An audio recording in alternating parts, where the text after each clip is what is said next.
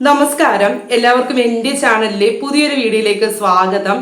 അപ്പോൾ നമ്മുടെ സബ്സ്ക്രൈബേഴ്സിൻ്റെ എണ്ണം നിങ്ങൾ കാണുന്നുണ്ടല്ലോ, 15,000 സബ്സ്ക്രൈബേഴ്സിലോട്ട് പോയിക്കൊണ്ടിരിക്കുകയാണ് നമ്മുടെ ഈ കുഞ്ഞു ചാനൽ.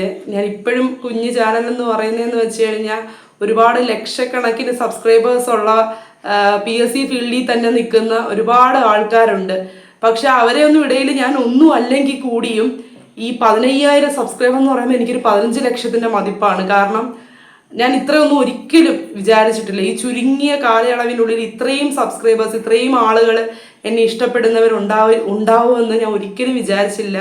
അപ്പോൾ 15,000 സബ്സ്ക്രൈബേഴ്സിനോട് പോകുന്ന ഈ ഒരു വേളയിൽ അഡ്വാൻസായിട്ട് ഞാൻ നിങ്ങളോടെല്ലാം നന്ദി പറയുകയാണ്. ഇത്രയും നന്നായിട്ട്, ഇത്രയും ഹൃദയം തുറന്ന് എന്നെ സപ്പോർട്ട് ചെയ്യുന്നതിന് നിങ്ങളുടെ ഈ സ്നേഹവും സപ്പോർട്ടുമാണ് എനിക്കിപ്പോൾ ജീവിക്കാനുള്ള ഒരു ഊർജം തന്നെ. എൻ്റെ ഏട്ടൻ്റെ സ്നേഹം, എൻ്റെ മോൻ്റെ സ്നേഹം, പിന്നെ നിങ്ങളുടെ സ്നേഹവും, ഇത്രയേ ഉള്ളൂ എൻ്റെ ജീവിതത്തിൽ. അതാണ് എനിക്കിപ്പോൾ ജീവിക്കാനുള്ളൊരു ഊർജം. ഓരോ കാര്യങ്ങൾ പുതുതായിട്ട് ഓരോ കാര്യങ്ങൾ ചെയ്യാനുള്ള ഊർജം എല്ലാം അത് തന്നെയാണ് കേട്ടോ. ഞാൻ എന്ത് പുതിയൊരു കാര്യം ചെയ്യുന്നെങ്കിൽ കൂടിയും, അതായത് ഈ ഒരു PSC ഞാനിപ്പോൾ ഇപ്പം കൃത്യമായിട്ട് പറഞ്ഞാൽ ഞാനിപ്പോൾ ഒരു PSC ടീച്ചിങ് ഫീൽഡിലാണ് നിൽക്കുന്നത്. അപ്പം ഈ ടീച്ചിങ് ഫീൽഡിൽ പുതിയ കാര്യങ്ങൾ ചെയ്യാനായിട്ട് എന്നെ എൻകറേജ് ചെയ്തുകൊണ്ടിരിക്കുന്നത് നിങ്ങൾ തന്നെയാണ്. അപ്പം നിങ്ങളുടെ ഓരോരുത്തരുടെയും സപ്പോർട്ട് ഇനിയും എനിക്ക് ഉണ്ടാവണം. ഹൃദയം തുറന്ന് അല്ലെങ്കിൽ ഹൃദയം നിറഞ്ഞ് ഒരു നന്ദി ഞാൻ നിങ്ങളുടെ അടുത്ത് പറയുകയാണ് കേട്ടോ ഈ ഒരു വേളയിൽ. അപ്പോൾ ഇന്നത്തെ ഒരു വീഡിയോ ഞാൻ ചെയ്യുന്നതെന്ന് വെച്ച് കഴിഞ്ഞാൽ, നമുക്കറിയാം ഈ അടുത്ത് നടന്ന 10th മെയിൻസ് പരീക്ഷകൾ, പ്രധാനപ്പെട്ട കുറേ 10th മെയിൻസ് പരീക്ഷകൾ ഇതായി ഇപ്പം കടന്നു പോയിട്ടുണ്ട്. മെയ് മാസം മുതൽ തന്നെ അല്ലേ. സെക്രട്ടേറിയറ്റ് OA, ലാബ് അസിസ്റ്റന്റ്, ഇപ്പം എന്താണ്ട് അസിസ്റ്റന്റ് സെയിൽസ്മാൻ 2 ഘട്ടമായിട്ടെല്ലാം കഴിഞ്ഞു പോയി. ഈ പരീക്ഷകളിലെല്ലാം നമുക്ക് പൊതുവായിട്ട്, ഈ പരീക്ഷകളിൽ നിന്നല്ല, വർഷങ്ങളായിട്ട് നമ്മൾ തിരിച്ചറിഞ്ഞ ഒരു സത്യമുണ്ട്. PSC പരീക്ഷകളിൽ SCERTയുടെ സ്വാധീനം അല്ലേ. PSC പരീക്ഷകളിൽ SCERTക്ക് ഒരുപാട് സ്വാധീനമുണ്ട്. അത് നമുക്ക് എല്ലാവർക്കും ബോധ്യമുള്ള കാര്യവും കൂടാണ്. SCERT ക്വസ്റ്റ്യൻസ് PSC പരീക്ഷകളിൽ ചോദിക്കുന്നുണ്ട്. എന്നിരുന്നാലും നമുക്ക് ചില PSC ക്വസ്റ്റ്യൻ, SCERT ബേസ് ചെയ്തുള്ള ചില PSC ക്വസ്റ്റ്യനുകളിൽ നമ്മൾ ഇപ്പോഴും വീണു പോവുകയാണ്. നമുക്കറിയാം SCERT PSCക്ക് ഇമ്പോർട്ടൻ്റ് ആണ്, SCERT പഠിച്ചേ പറ്റത്തോളം എല്ലാം അറിയാം. പക്ഷെ എന്നാലും നമ്മൾ SCERT പഠിക്കുന്നുണ്ടോ എന്ന് ചോദിച്ചാൽ, എന്നാലും ചിലവർക്ക് സംശയമാണ് SCERT എങ്ങനെയാണ് പഠിക്കേണ്ടത്, SCERT ഏത് രീതിയിൽ പഠിച്ചാൽ അത് എക്സാമിന് വന്ന് നമുക്ക് അറ്റൻഡ് ചെയ്യാൻ പറ്റും. ഇപ്പം നമുക്കറിയാം 1 വേർഡ് ക്വസ്റ്റ്യൻസ് ഒക്കെ വന്നു കഴിഞ്ഞാൽ നമുക്ക് അറ്റൻഡ് ചെയ്യാൻ പറ്റുന്നേ ഉള്ളൂ. പക്ഷെ PSC അങ്ങനെ മാത്രമല്ലല്ലോ ചോദിക്കുന്നത്, സ്റ്റേറ്റ്മെന്റ് ആയിട്ട് ചോദിക്കാറുണ്ട്. അതായത് നമ്മൾ SCERTയിൽ വായിക്കുന്ന, SCERT എന്ന് പറയുമ്പം ഒബ്ജക്റ്റീവ് ടൈപ്പ് അല്ലല്ലോ, 1 വേർഡ് അല്ലല്ലോ, കുട്ടികൾക്ക് പഠിക്കാൻ വേണ്ടിയിട്ടുള്ള ബുക്കാണ്. അപ്പൊ അതുപോലെ തന്നെ പാരഗ്രാഫ് ബേസിലായിരിക്കും ഓരോ കാര്യങ്ങൾ വിശദീകരിച്ച് കൊടുത്തിരിക്കുന്നത്. അപ്പൊ അതിൽ നിന്നൊക്കെ തന്നെ PSC എടുത്ത് ചോദിക്കാറുണ്ട്. അപ്പൊ അങ്ങനെയൊക്കെ ചോദിക്കുമ്പോൾ നമ്മൾ ആ പാരഗ്രാഫ് പഠിച്ചു വെക്കണോ, പണ്ട് സ്കൂളിൽ പഠിച്ച കണക്ക് അതിന്റെ നോട്ട് എഴുതി വെക്കണോ, അങ്ങനെ പലർക്കും പല ഡൗട്ടാണ് എങ്ങനെയാണ് SCERT പഠിക്കേണ്ടത് PSC പരീക്ഷകൾക്ക് വേണ്ടിയിട്ടെന്ന്. അപ്പൊ എനിക്കും ആദ്യകാലങ്ങളിൽ ഈ ഒരു ഡൗട്ട് ഉണ്ടായിരുന്നു. PSC പരീക്ഷയും SCERTയും അല്ലേ. അപ്പൊ SCERT എന്നുള്ള ക്വസ്റ്റ്യൻസ് PSCക്ക് ചോദിക്കും എന്ന് ഒരു ബോധ്യം നമുക്ക് വന്നപ്പം തന്നെ എല്ലാവരും SCERTയുടെ പുറകെ തിരിഞ്ഞാണ്. അപ്പം തന്നെ കുറേ ബുക്കുകൾ, നമ്മുടെ ഇപ്പൊ ഇറങ്ങുന്ന റാങ്ക് ഫയലുകളെല്ലാം തന്നെ എന്ന് വെച്ചാൽ SCERT NCERT ബേസ്ഡ് ആണെന്നാണ് പറയുന്നതല്ല, അങ്ങനെയുള്ള ബുക്കുകളാണ് ഇറങ്ങുന്നത്. SCERT NCERT ബേസ്ഡ് ആയിട്ടുള്ള ബുക്കുകളാണ് ഇറങ്ങുന്നത്. പിന്നെ SCERTക്ക് മാത്രമായിട്ടുള്ള ബുക്കുകൾ PSC പരീക്ഷകൾക്ക് വേണ്ടി ഇറങ്ങുന്നുണ്ട്. അങ്ങനെ നമുക്ക് ഒരുപാട് സോഴ്സസ് ഒക്കെ അവൈലബിൾ ആണ്. പക്ഷെ എന്തൊക്കെ സോഴ്സസ് അവൈലബിൾ ആണെങ്കിലും നമ്മൾ ആ ഒരു എക്സാക്റ്റ് ആ ഒരു ചാപ്റ്റർ എടുത്ത് പഠിക്കുന്ന ഒരു എഫക്റ്റ് നിങ്ങൾ വേറൊരു സോഴ്സ് ഉപയോഗിച്ച് പഠിച്ചാൽ കിട്ടില്ല എന്നുള്ളതാണ് എൻ്റെ വ്യക്തിപരമായിട്ടുള്ള അഭിപ്രായവും അനുഭവവും. അതായത് ഇപ്പം നമുക്ക് ഒരുപാട്, ഞാൻ ഈ പറഞ്ഞ കണക്ക് ഒരുപാട് പുസ്തകങ്ങൾ നമ്മളെ വിപണിയിൽ ലഭ്യമാണ്. നമുക്ക് ആ SCERT ആ ചാപ്റ്റർ നട്ട്ഷെല്ലിൽ കിട്ടും. പക്ഷെ നമ്മൾ ആ ഒരു ചാപ്റ്റർ എടുത്ത് വെച്ച് വായിച്ചാൽ കിട്ടുന്നൊരു സുഖം. പക്ഷെ നമുക്ക് ഉപയോഗിക്കാം ആ ഒരു ബുക്കുകളൊക്കെ. എങ്ങനെയാണെന്ന് വെച്ചാൽ നമുക്ക് അധികം പഠിക്കാൻ സമയമില്ലാത്തവരാണെങ്കിലോ, അങ്ങനെയൊക്കെ പെട്ടെന്ന് ധൃതി പിടിച്ച് പഠിക്കുന്നവരോ, അല്ലെങ്കിൽ അധികം പരീക്ഷയ്ക്ക് സമയം തീരെ കുറവ്, പഠിക്കാനും സമയം കിട്ടാത്തവരൊക്കെ ആണെങ്കിൽ ഇത് ഉപയോഗിക്കുന്നതിൽ തെറ്റൊന്നും പറയുന്നില്ല. പക്ഷെ നമ്മൾ ആ ഒരു കൺസെപ്റ്റ് ഉൾക്കൊണ്ട് പഠിക്കണമെങ്കിൽ നമ്മൾ ആ ഒരു എക്സാക്ട് ചാപ്റ്റർ തന്നെ പഠിക്കുന്നതായിരിക്കും നല്ലതെന്നാണ് എൻ്റെ അഭിപ്രായം. 10th മെയിൻസ് സിലബസുകൾ ഇപ്പം അറിയാമല്ലോ, 10th ലെവൽ സിലബസുകളുടെയൊക്കെ പ്രത്യേകതകൾ. 10th ലെവൽ സിലബസുകൾക്ക് എന്താണ്, ആളുടെ എണ്ണം കുറവും കട്ട് ഓഫ് കൂടുതലും വരുന്നൊരു സ്ഥിതിവിശേഷമാണ്. അപ്പം അങ്ങനെ ഒരു സ്ഥിതിവിശേഷത്തിൽ നമുക്ക് എത്രമാത്രം സ്കോർ ചെയ്യാൻ പറ്റുമോ അത്രത്തോളം സ്കോർ ചെയ്താൽ നമുക്ക് റാങ്കിൽ മുന്നിലെത്താൻ പറ്റും, പെട്ടെന്ന് ജോലി മേടിക്കാൻ പറ്റും. ഓരോരുത്തരും അതെങ്ങനെ സാധിക്കും എന്നാണ് ചിന്തിക്കുന്നത്.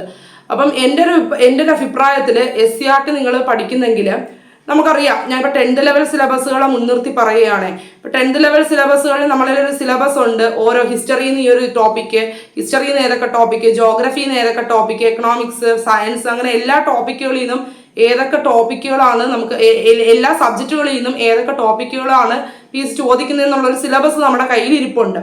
ഉദാഹരണത്തിന് പറഞ്ഞു കഴിഞ്ഞാൽ നമ്മുടെ ലോക വിപ്ലവങ്ങൾ, എൻ്റെ ഒരു സിലബസ് ഉണ്ട്, നമ്മുടെ 10th മെയിൻസിന്റെ സിലബസ് ആണ്. ലോക വിപ്ലവങ്ങൾ എന്ന് പറയുമ്പോഴത്തേക്ക് അതിനകത്ത് പലതും വരും. ഇംഗ്ലണ്ടിലെ മഹത്തായ വിപ്ലവം, അമേരിക്കൻ സ്വാതന്ത്ര്യ സമരം, ഫ്രഞ്ച് വിപ്ലവം, റഷ്യൻ വിപ്ലവം, ചൈനീസ് വിപ്ലവം. അപ്പൊ ഇത്രയും വിപ്ലവങ്ങളാണ് PSC സിലബസിൽ കൊടുത്തിരിക്കുന്നത്. അപ്പൊ ഇത്രയും വിപ്ലവങ്ങളെ പറ്റിയിട്ടാണ് നമ്മൾ പഠിക്കേണ്ടത്. ലോക വിപ്ലവങ്ങൾ നമുക്കറിയാം.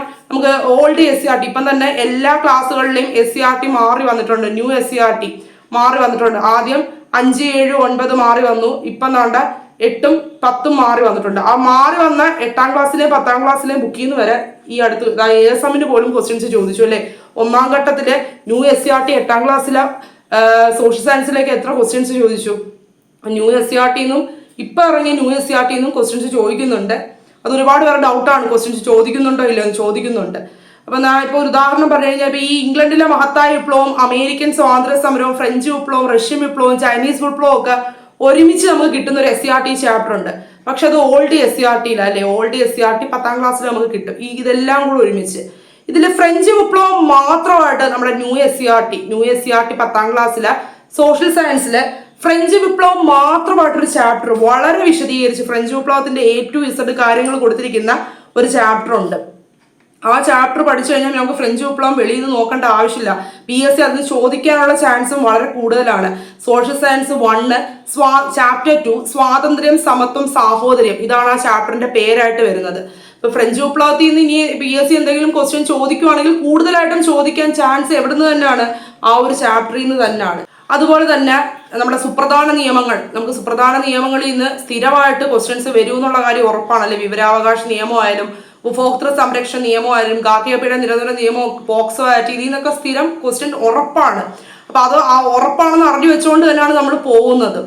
അപ്പം ഇപ്പൊ നമ്മുടെ SCERT ബേസ്ഡ് ആയിട്ട് പറഞ്ഞു കഴിഞ്ഞാൽ ഉപഭോക്തൃ സംരക്ഷണ നിയമവുമായിട്ട് ബന്ധപ്പെട്ട് ന്യൂ SCERT 10ാം ക്ലാസ്സിലൊരു ചാപ്റ്റർ ഉണ്ട്. അതിൽ വളരെ വിശദീകരിച്ചിട്ട് ഉപഭോക്താവുമായിട്ട് ബന്ധപ്പെട്ട ഉപഭോക്താവ് അവകാശങ്ങളും സംരക്ഷണവും എന്നാണ് ആ ചാപ്റ്ററിന്റെ പേര്. അതിൽ വളരെ വിശദീകരിച്ച് ഉപഭോക്താവുമായിട്ട് ബന്ധപ്പെട്ട പല ഉപഭോക്തൃ സംരക്ഷണ നിയമമൊക്കെ ആയിട്ട് ബന്ധപ്പെട്ട ഒരുപാട് കാര്യങ്ങൾ വളരെ ഇലാബറേറ്റ് ആയിട്ട് തന്നെ കൊടുത്തിട്ടുണ്ട്. അപ്പൊ ആ ഒരു ചാപ്റ്റർ പഠിച്ച് നമുക്കൊരു റാങ്ക് ഫയലിന്റെ റെഫറൻസും കൂടെ ആയിക്കഴിഞ്ഞാൽ ആ ഒരു ടോപ്പിക്ക് കഴിഞ്ഞു. മനസ്സിലായോ? PSCയുടെ ഏറ്റവും ചോദ്യത്തിനായിട്ട് ഫോക്കസ് പോകുന്നത് SCERT ന്ന്. അപ്പൊ നമ്മൾ ആ SCERTയും പഠിച്ചു. ഇനി അഡീഷണൽ ആയിട്ട് വല്ലതും ചോദിക്കുന്നെങ്കിൽ ഒരു റാങ്ക് ഫയൽ വെച്ച് അതും റെഫർ ചെയ്യുമ്പോഴത്തേക്ക് ആ ഒരു ടോപ്പിക്ക് കഴിഞ്ഞു. നമുക്ക് ആ ഒരു ടോപ്പിക്കിന് മേലെ ആ ഒരു കോൺഫിഡൻസ് കിട്ടി. അതുപോലെ തന്നെ സയൻസ് സബ്ജക്റ്റ് എങ്ങനെയാ പഠിക്കേണ്ടതെന്ന് കുറേ പേര് ചോദിക്കാറുണ്ട്. സയൻസ് സബ്ജക്റ്റ് ഞാൻ സയൻസ് സബ്ജക്റ്റ് ഞാൻ നേരത്തെയുള്ള വീഡിയോസിൽ നിങ്ങളോട് പറഞ്ഞിട്ടുണ്ട്. എനിക്ക് സയൻസ് ബാക്ക്ഗ്രൗണ്ട് ഇല്ലാത്ത ഒരാളാണ്. പക്ഷെ എനിക്ക് ഇപ്പം വരുന്ന എക്സാമുകളിൽ കൂടുതൽ സയൻസ് ക്വസ്റ്റ്യൻസ് അറ്റൻഡ് ചെയ്യാൻ പറ്റുന്നുണ്ട്. കാരണം എന്ന് വെച്ച് കഴിഞ്ഞാൽ ഞാൻ സയൻസ് കൂടുതലായിട്ട് കവർ ചെയ്തത് SCERT തന്നെയാണ്. നമ്മുടെ സിലബസ് ഒന്ന് ശ്രദ്ധിച്ചാൽ നിങ്ങൾക്ക് മനസ്സിലാവും. ബയോളജി ആയാലും കെമിസ്ട്രി ആയാലും ഫിസിക്സ് ആയാലും അതിൽ ഓരോ ടോപ്പിക്കും കൊടുത്തിരിക്കുന്നത് നമുക്ക് SCERTയിലെ ചാപ്റ്റേഴ്സ് ബേസ് ചെയ്തിട്ട് തന്നെയാണ്. അതായത് SCERT ചാപ്റ്റേഴ്സ് ഉള്ള കാര്യങ്ങളാണ് ഇവിടെ എല്ലാം സിലബസ് ആയിട്ട് കൊടുത്തിരിക്കുന്നത്. ഇതിൽ ശബ്ദമായാലും ബലമായാലും ചലന നിയമങ്ങളായാലും ഗുരുത്വാകർഷണമായാലും ഇതെല്ലാം SCERTയിൽ പഠിക്കാനുള്ളതാണ് കുട്ടികൾക്ക്. അപ്പം അതിൽ നിങ്ങൾ ഓരോ ടോപ്പിക്കാണ് നിങ്ങൾ സിലബസ് ടോപ്പിക്ക് വെച്ച് പഠിക്കുന്നവരാണെങ്കിൽ ചിലപ്പോൾ നിങ്ങൾക്ക് കണ്ടുപിടിക്കാൻ ബുദ്ധിമുട്ടായിരിക്കും. അങ്ങനെയും വിഷമം വരുന്നവരുണ്ടല്ലേ. അതായത് ഇപ്പം ചലനം എന്ന് പറഞ്ഞ ടോപ്പിക്ക് എടുത്തു വെച്ചു. അതായത് ഫിസിക്സിലെ ചലനം എന്ന് പറഞ്ഞ ടോപ്പിക്ക് ഇനി അത് ഏത് ക്ലാസ്സിലാണ് ഏത് ചാപ്റ്റർ ആണെന്നൊക്കെ കണ്ടുപിടിക്കാൻ ബുദ്ധിമുട്ടുള്ളവരാണെങ്കിൽ SCERT ഒരു ഓർഡറിൽ പഠിച്ചു പോവുക. അതായത് 5ാം ക്ലാസ്സിലെ SCERT എടുത്ത് വെക്കുക. അതിൽ ഏതൊക്കെ ടോപ്പിക്ക് വരുമെന്ന് നോക്കുക. അതായത് നമ്മുടെ സിലബസ് അനുസരിച്ചുള്ള ഏതൊക്കെ ടോപ്പിക്ക്, ഇപ്പോൾ സോഷ്യൽ സയൻസ് എടുത്ത് വെക്കുക. 5ാം ക്ലാസ്സിലൊന്നും നമുക്ക് വലുതായിട്ടുള്ള കാര്യങ്ങൾ പഠിക്കാനില്ല. എന്നിരുന്നാലും നമ്മുടെ 5ാം ക്ലാസ്സിലെ ടെക്സ്റ്റ് എൻ്റെ കയ്യിലുണ്ട് കേട്ടോ. 5ാം ക്ലാസ്സിലെ സോഷ്യൽ സയൻസ് ടെക്സ്റ്റ് ഞാൻ കണ്ടതാണ്. ഇന്നിങ്ങനെ മറിച്ച് നോക്കിയപ്പോൾ ഞാൻ കണ്ടതാണ്.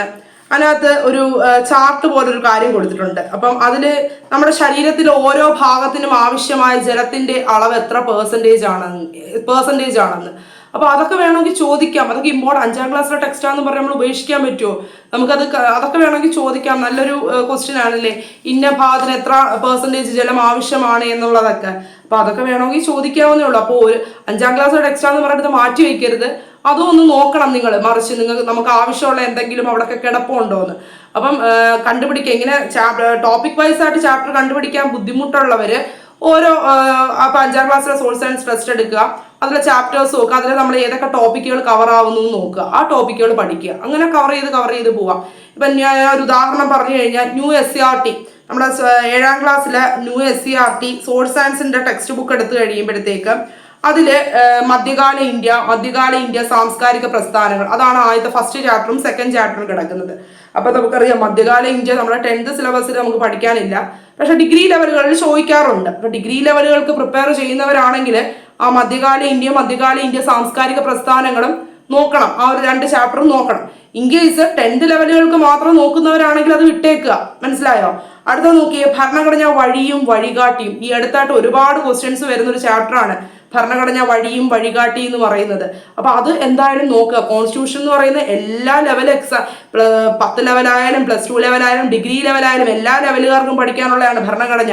അപ്പൊ ആ ഒരു ചാപ്റ്റർ എന്ന് വെച്ചാൽ വളരെ ഇമ്പോർട്ടൻറ്റ് ചാപ്റ്ററാണ്. അത് എല്ലാ ലെവൽ എക്സാം നോക്കുന്നവരും നോക്കേണ്ട ഒരു ചാപ്റ്ററാണ്. ഓക്കെ, അതേപോലെ ഒരുപാട് കാര്യങ്ങളുണ്ട്.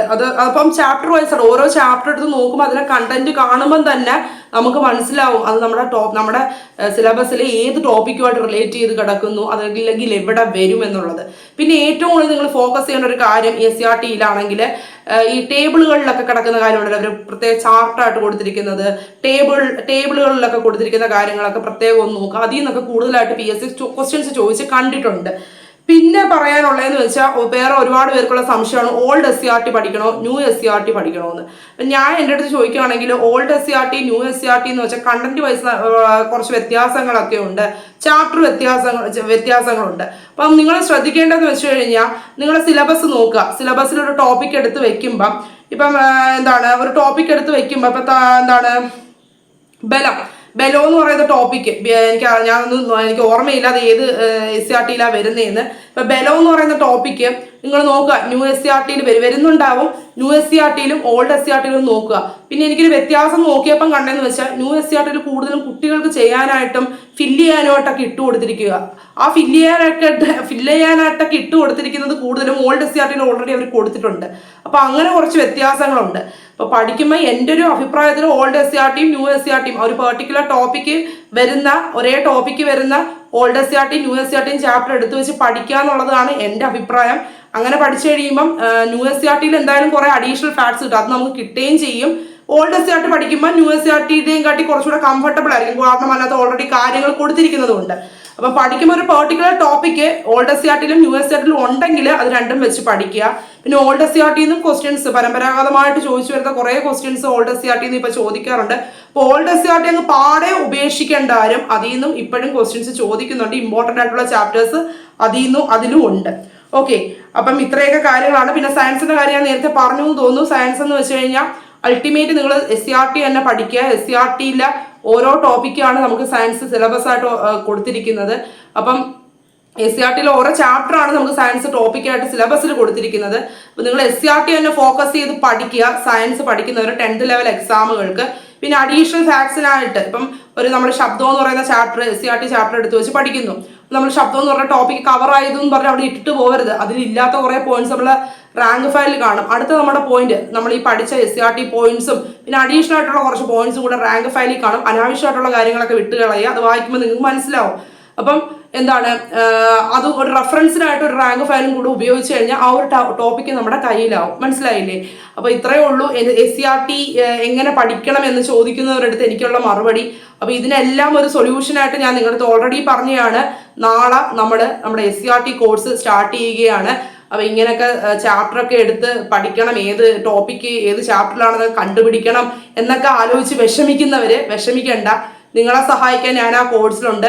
നമ്മുടെ സിലബസിലെ ഓരോ ടോപ്പിക്കും അനുസരിച്ചുള്ള ചാപ്റ്റേഴ്സ് കണ്ടുപിടിച്ച് അത് മാർക്ക് ചെയ്തിട്ട് അത് നിങ്ങളെ ഞാൻ പഠിപ്പിക്കുന്നതായിരിക്കും ആ ഒരു കോഴ്സിലൂടെ. വോയിസ് ക്ലാസ് ആയിരിക്കും, വോയിസ് റെക്കോർഡ് ക്ലാസ് ആയിരിക്കും. ലൈവ് ക്ലാസ് ഉണ്ടെങ്കിൽ ലൈവ് ക്ലാസ് എനിക്ക് ചിലപ്പം എടുക്കാൻ പറ്റണമെന്നില്ല, കാരണം എന്ന് വെച്ചാൽ മോനൊക്കെ ഉള്ള ദിവസമാണെങ്കിൽ ഞാൻ റെക്കോർഡ് ആയിരിക്കും കൂടുതലായിട്ട് വിടുന്നത്. ലൈവ് ഉണ്ടെങ്കിൽ നേരത്തെ സമയം അറിയിച്ചിട്ട് ലൈവ് എടുക്കുന്നതായിരിക്കും, ലൈവിന്റെ റെക്കോർഡും കൊടുക്കുന്നതായിരിക്കും. അപ്പം അതിന്റെ കൂടെ തന്നെ ഏത് ചാപ്റ്റർ ആണോ പഠിപ്പിക്കുന്നത് ആ ചാപ്റ്ററിന്റെ മാത്രം PDF കൊടുത്തിട്ട് അതിൻ്റെ മാർക്ക്, അതായത് ഇമ്പോർട്ടൻ്റ് ആയിട്ടുള്ള പോയിന്റ്സ് മാർക്ക് ചെയ്തിട്ടുള്ള PDF കൂടെ കൊടുക്കുന്നതായിരിക്കും. പിന്നെ അതിന്റെ പോൾസും അന്ന് രാത്രി ചെയ്യുന്നതായിരിക്കും. ഏതൊക്കെ ചാപ്റ്റർ പഠിച്ചിട്ടുണ്ടോ അതിന്റെ പോൾസും പഠിക്കുന്നതായിരിക്കും. നമ്മൾ കോഴ്സിലൂടെ മെയിൻ ആയിട്ട് പഠിക്കുന്നതെന്ന് വെച്ചാൽ 5 മുതൽ 10 വരെയുള്ള സോഷ്യൽ സയൻസും സബ്ജക്ട്സ് ആണ് നമ്മൾ ആ ഒരു കോഴ്സിലൂടെ പഠിക്കുന്നത്. അപ്പം അതിൽ ഓൾഡ് SCRT ന്യൂ നമ്മുടെ സിലബസിലെ ടോപ്പിക്കിന്റെ അകത്ത് വരുന്ന old SCRT new SCRT chapters എല്ലാം ഇൻക്ലൂഡഡ് ആയിരിക്കും. അപ്പം ഡിസംബർ വരെയുള്ള ഈ ഒരു കോഴ്സിന് വെറും 275 രൂപയാണ് ഞാൻ നിങ്ങളിൽ നിന്ന് ഫീസായിട്ട് വാങ്ങിക്കുന്നത്. അപ്പം ഈ ഒരു കുറഞ്ഞ ഫീസിൽ അപ്പം നമ്മുടെ എന്താണ് SCRT ഇനിയും എങ്ങനെ പഠിക്കണം, പഠിച്ചാൽ തന്നെ എങ്ങനെ അത് പരീക്ഷയ്ക്ക് പ്രയോഗിക്കണം എന്ന് ചിന്തിച്ച് വിഷമിക്കുന്നവർക്ക് ഒരു അൾട്ടിമേറ്റ് സൊല്യൂഷൻ ആയിരിക്കും ഈ ഒരു കോഴ്സ്. അപ്പൊ എന്നോട് കൂടാൻ താല്പര്യമുള്ളവർ എന്നെ കൂടെ SCRT കോഴ്സിൽ ജോയിൻ ചെയ്ത് പഠിക്കാൻ താല്പര്യമുള്ളവരെല്ലാം ഈ ഒരു വീഡിയോ ഡിസ്ക്രിപ്ഷൻ ബോക്സിലും ഈ ഒരു വീഡിയോയുടെ ഫസ്റ്റ് കമന്റ് ആയിട്ട് പിൻ ചെയ്തിരിക്കുന്ന ഡീറ്റെയിൽസ് എല്ലാം നോക്കിയിട്ട് എത്രയും പെട്ടെന്ന് കോഴ്സിലേക്ക് ജോയിൻ ചെയ്യാൻ ശ്രമിക്കുക. അപ്പം നമ്മുടെ കമന്റ് ബോക്സിലൊക്കെ ഒരുപാട് പേര് ചോദിക്കാറുണ്ട്, ചേച്ചി SCRT എങ്ങനെയാണ് പഠിക്കുന്നതെന്ന്. അപ്പോൾ SCRT ഞാൻ പഠിക്കുന്ന ഒരു രീതി നിങ്ങൾക്ക് പറഞ്ഞ് മനസ്സിലാക്കി തരാൻ ഈ ഒരു വീഡിയോയിൽ ശ്രമിച്ചു. അത് എത്രത്തോളം നിങ്ങൾക്ക് കൺവിൻസ് ആയി എന്ന് എനിക്ക് അറിയത്തില്ല. അപ്പൊ ഈ ഒരു രീതിയിലൊക്കെയാണ് ഞാൻ പഠിക്കുന്നത്. നമ്മുടെ ടോപ്പിക്കിൽ ഇപ്പൊ ഞാൻ നേരത്തെ പറഞ്ഞ കണക്ക് ഒരു ഉദാഹരണം പറഞ്ഞാൽ മധ്യകാല ഇന്ത്യ എന്ന് പറയുന്നത് നമ്മുടെ 10th ലെവൽ എക്സാമുകൾക്ക് ചോദിക്കാറില്ല, ഡിഗ്രി ലെവലുകൾക്ക് ചോദിക്കാറുണ്ട്. അപ്പൊ 10th ലെവൽ എക്സാമുകൾക്ക് നോക്കുന്നവര് ആ മധ്യകാല ഇന്ത്യ സ്കിപ്പ് ചെയ്യാം, അതിൽ ക്വസ്റ്റ്യൻ ചോദിക്കാറില്ല. അപ്പം ആ ഒരു രീതിയിലൊക്കെയാണ് പഠിക്കേണ്ടത്. അപ്പൊ സയൻസ് എന്ന് പറയുമ്പോൾ കംപ്ലീറ്റ്ലി എന്താണ് SCRT തന്നെയാണ് കൂടുതൽ പ്രാധാന്യം കൊടുത്ത് പഠിക്കേണ്ടത്. ഞാൻ അങ്ങനെയാണ് പഠിച്ചത്. അപ്പം ഇത്രയേ ഉള്ളൂ ഇന്നത്തെ വീഡിയോ. അപ്പം നമ്മുടെ കോഴ്സ് നാളെ ആരംഭിക്കുകയാണ്. അപ്പം കോഴ്സ് തുടങ്ങിക്കഴിഞ്ഞ് കുറേ ദിവസമൊക്കെ കഴിഞ്ഞ് നിങ്ങൾ ജോയിൻ ചെയ്യാൻ ഇരുന്ന് കഴിഞ്ഞാൽ നിങ്ങൾക്ക് തന്നെ അത് ബുദ്ധിമുട്ടാവും. കുറേ പെൻഡിങ്ങും കാര്യങ്ങളും, പിന്നെ തീരുവോ എന്നുള്ളൊക്കെ ഒരു ടെൻഷൻ വരും. അപ്പം കഴിവതും ഇന്ന് തന്നെ എല്ലാവരും ജോയിൻ ചെയ്യാൻ ശ്രമിക്കുക. അപ്പം അടുത്തൊരു വീഡിയോ ആയിട്ട് നമുക്ക് എത്രയും പെട്ടെന്ന് കാണാം. അപ്പോൾ ഒന്നും കൂടെ എൻ്റെ ഹൃദയം നിറഞ്ഞ നന്ദി ഞാൻ നിങ്ങളെ അറിയിക്കുകയാണ്, എന്നെ ഇത്രത്തോളം സപ്പോർട്ട് ചെയ്ത് നിലനിർത്തുന്നതിന്. അപ്പോൾ ഇത്രയേ ഉള്ളൂ ഇന്നത്തെ വീഡിയോ. അപ്പം മറക്കേണ്ട, നമ്മുടെ SCRT കോഴ്സ് നാളെ ആരംഭിക്കും. ഇത്രയേ ഉള്ളൂ. അപ്പം ആരെങ്കിലും ഈ ഒരു ചാനൽ സബ്സ്ക്രൈബ് ചെയ്യാതെ ഈ ഒരു വീഡിയോ കാണുന്നുണ്ടെങ്കിൽ സബ്സ്ക്രൈബ് ചെയ്ത് സപ്പോർട്ട് ചെയ്യണം. അപ്പോൾ അടുത്ത വീഡിയോ ആയിട്ട് നമുക്ക് എത്രയും പെട്ടെന്ന് കാണാം. Bye bye.